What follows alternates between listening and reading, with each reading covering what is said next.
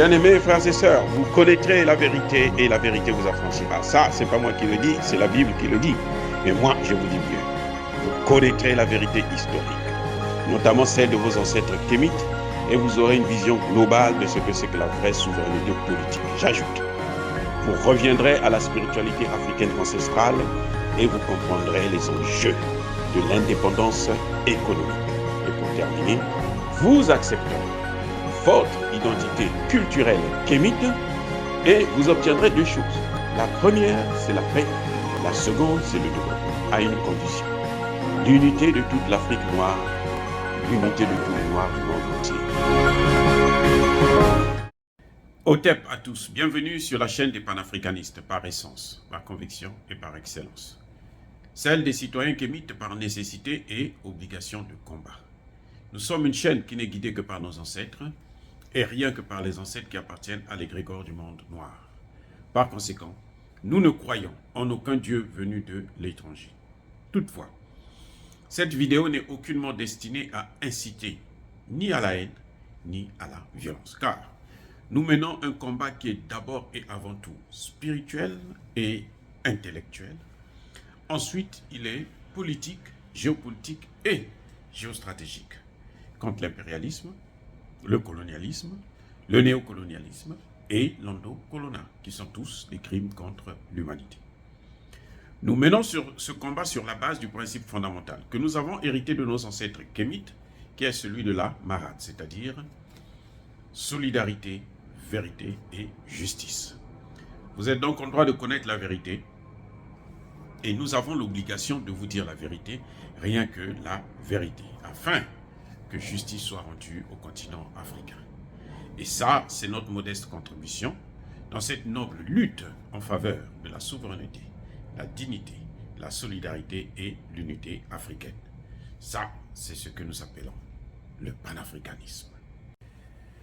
Bien-aimés frères et sœurs, nous avons, en tout cas, écouté l'interview de Mohamed Bazoum sur RFI et France 24. Vous savez, RFI et France 24, ce sont des chaînes de l'Afrique.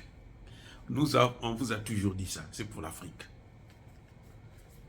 Est-ce que vous avez déjà vu RFI France 24 interviewer le chef d'État américain ou le chancelier allemand ou bien le président chinois, le président indien, le premier ministre indien plutôt?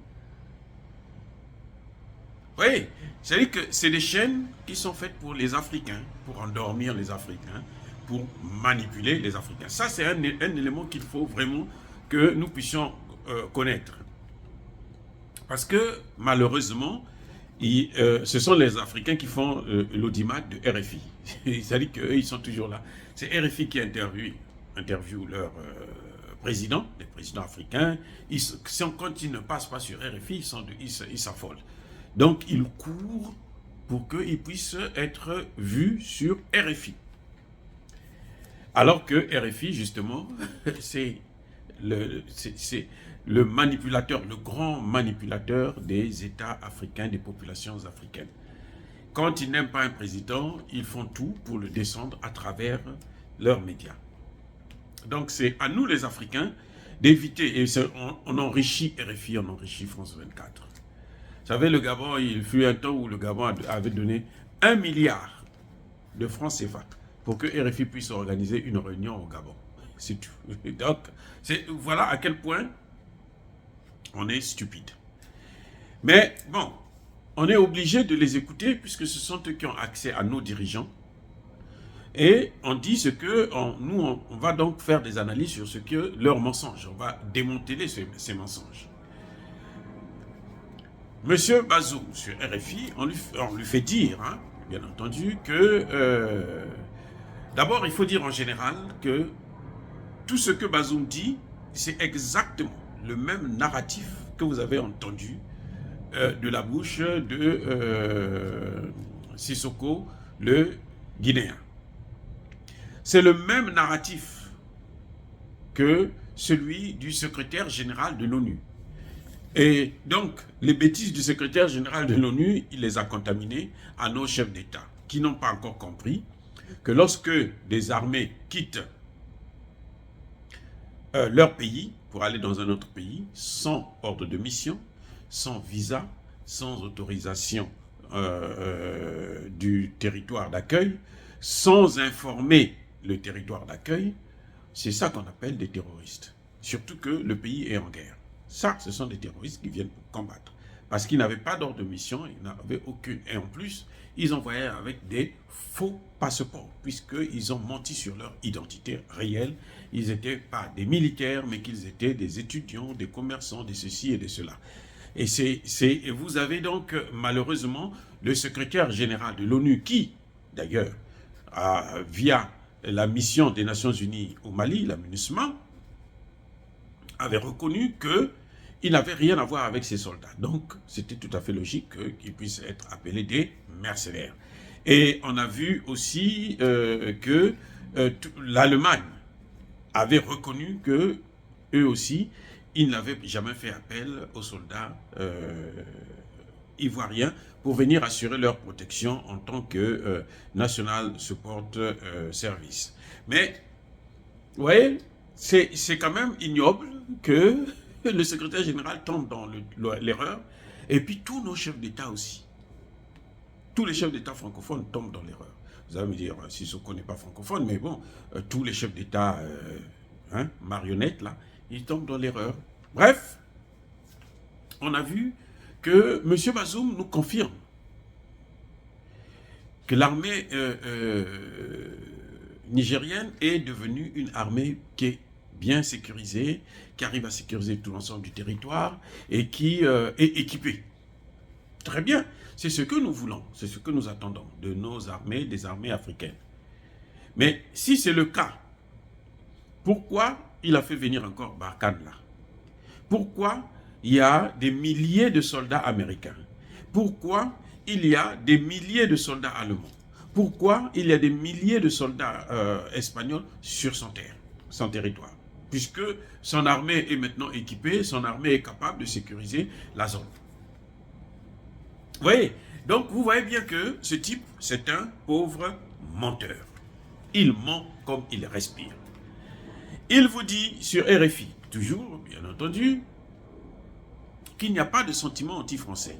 Que la manifestation qu'il y a eu dernièrement, il y a quelques jours, la semaine passée, le week-end passé, c'était le dimanche dernier, c'était une manifestation qui regroupait à peine quelques centaines, 500 personnes, même pas un millier de personnes.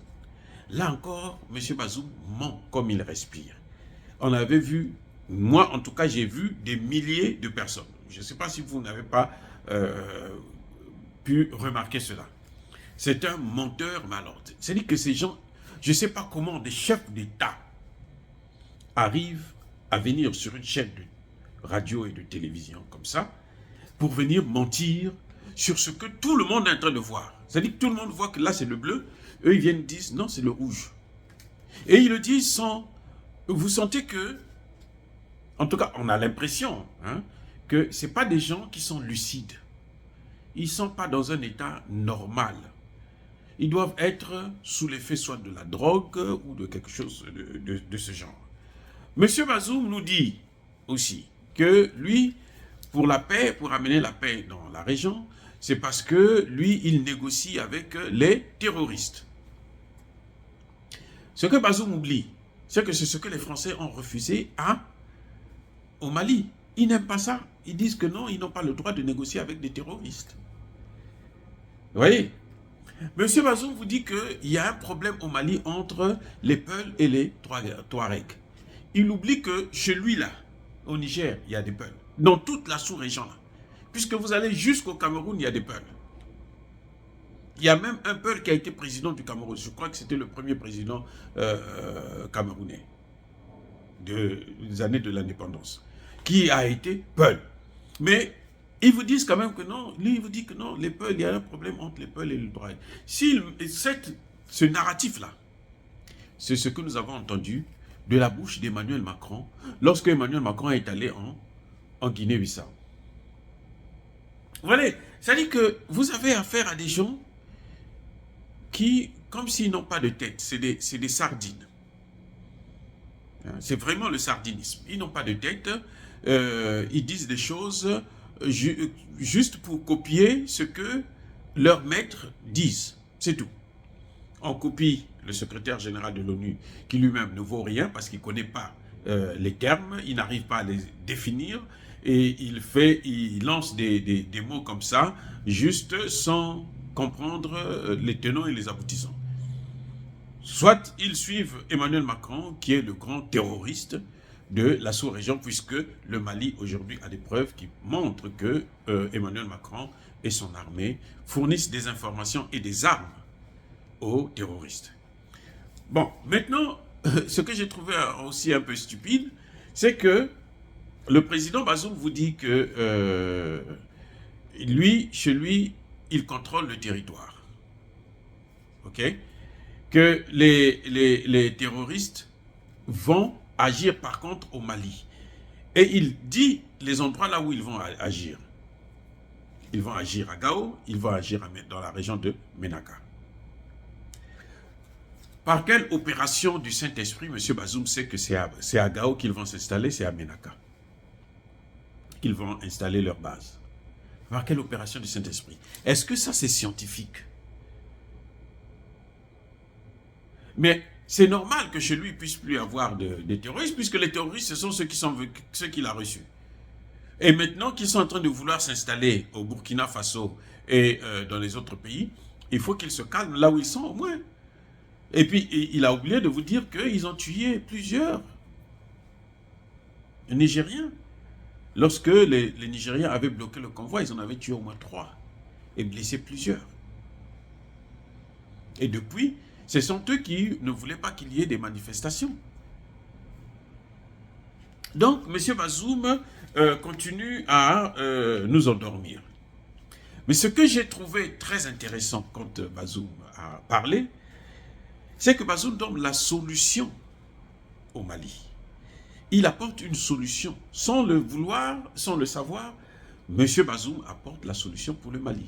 Il vous dit ouvertement que le Mali doit sortir du franc CFA s'il veut avoir la paix. Eh oui, et le Mali doit préserver ses relations avec la Guinée et avec l'Algérie si elle veut avoir la paix. Ça, je vais vous le démontrer dans une autre vidéo.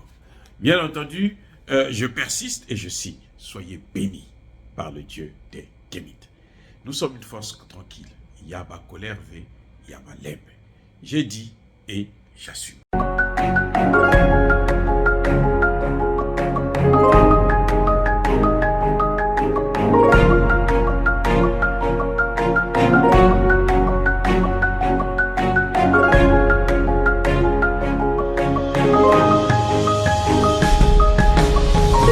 Eux, ils marchent par la foi et non par la vue.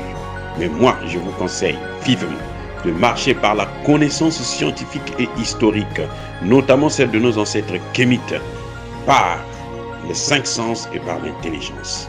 À vous, à Pierre.